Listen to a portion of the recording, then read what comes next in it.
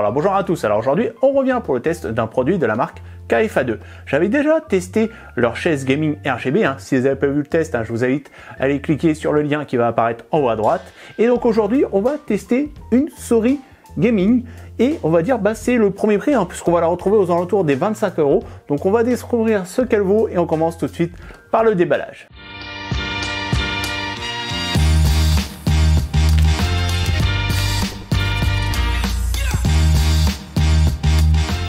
Allez, c'est parti pour le déballage. Donc ici on se retrouve avec le visuel de la souris et son nom Slider 01. De l'autre côté on a un détail des différents boutons sur la souris et vous pouvez voir qu'on a un bouton en plus. Ça c'est intéressant, surtout si vous jouez par exemple à des MMO ou autre, au final d'avoir toujours un petit bouton en plus, c'est sympa.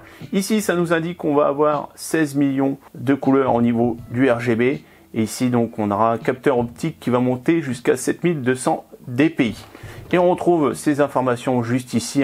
Donc là, ça nous indique qu'on a 8 boutons programmables. Donc on va pouvoir monter jusqu'à 7200 dpi, qu'on aura du RGB, qu'on aura un câble de 1,8 mètres. Ici, qu'on aura des boutons qui seront garantis jusqu'à 5 millions de clics et son poids de 120 grammes, plus ou moins 10 grammes. Et ses dimensions. Allez, on ouvre.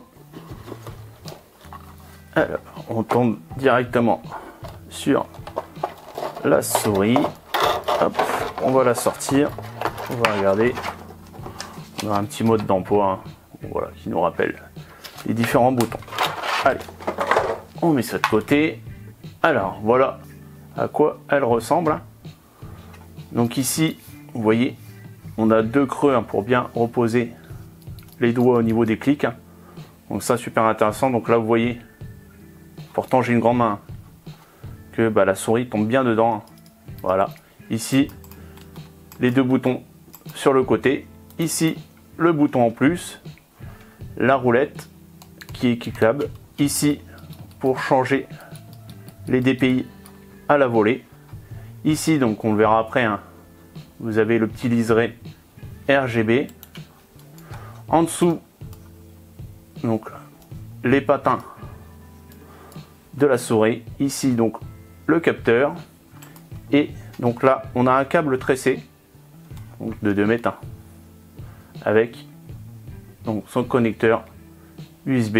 Ok, bon maintenant qu'on a fait le tour, on va aller tester ça. Donc maintenant, ça fait quelques jours que je teste la souris, donc je vais pouvoir vraiment vous donner mon ressenti au niveau du confort, donc surtout au niveau du maintien de la souris. Alors moi, vous voyez, j'ai quand même une grande main et au final, donc vous voyez, ça tombe parfaitement. Bon, j'ai déjà montré au tout début de la vidéo comment ça rendait. Voilà, au niveau du maintien, mais voilà, maintenant là, ça fait quand même plusieurs heures d'utilisation. Donc on va dire au niveau du confort, j'ai vraiment pu tester et pas de souci. Donc on a bien les deux doigts, vous voyez, qui tombent dans les creux au niveau des clics, donc clic gauche et clic droit, et après donc vous avez aussi le pouce qui tombe bien au niveau du creux et au niveau donc des touches qui sont sur la tranche.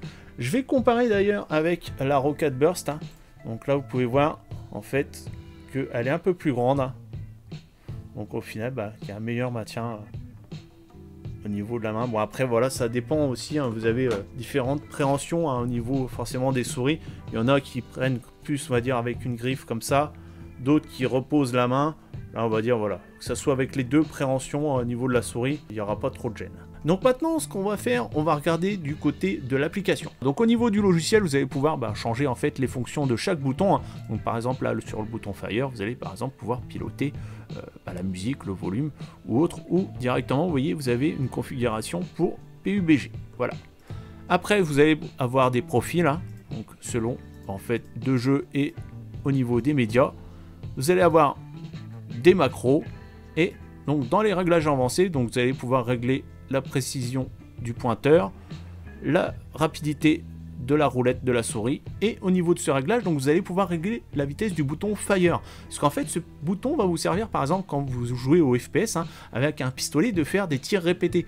Au lieu de faire un seul tir avec un clic gauche, vous allez rester appuyé sur le bouton Fire. Donc là je suis en train de faire la démo et en fait ça va répéter le tir. Donc là vous allez pouvoir carrément régler la vitesse du tir, donc ça vraiment intéressant dans les FPS.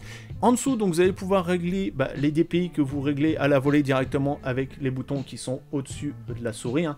Et donc après vous allez pouvoir aussi choisir la couleur qui est assignée. Donc là vous voyez 1200 c'est sur rouge, 1600 c'est sur rose, etc. Et après donc vous allez pouvoir donc régler le rendu au niveau des couleurs RGB qui sont au niveau de la souris. Donc voilà, moi j'ai laissé par défaut, mais vous pouvez par exemple régler ici là, single water, hop, on fait appli et ça va changer, vous voyez, les effets de la souris. Vous allez vraiment pouvoir personnaliser ça à votre sauce. Donc voilà, on a fait le tour de cette souris, on passe à la conclusion. Donc voilà, c'est le temps de la conclusion. On va commencer par ses défauts, même si forcément je vais modérer mes propos, parce que voilà, c'est une souris à 25 €. On va pas la comparer, voilà, une souris à 100 €.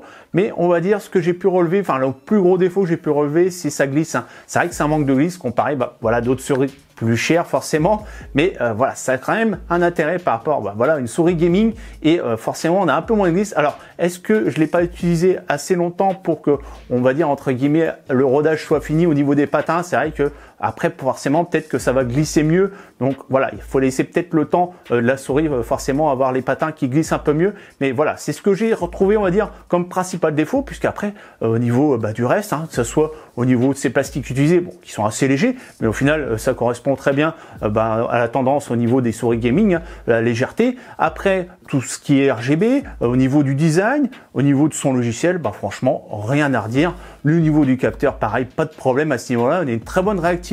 Donc si vous voulez l'acheter, bien sûr, vous avez tous les liens qui sont dans la description. Et si vous avez aimé, likez, partagez et surtout, abonnez-vous. Ciao, bye bye, à la prochaine.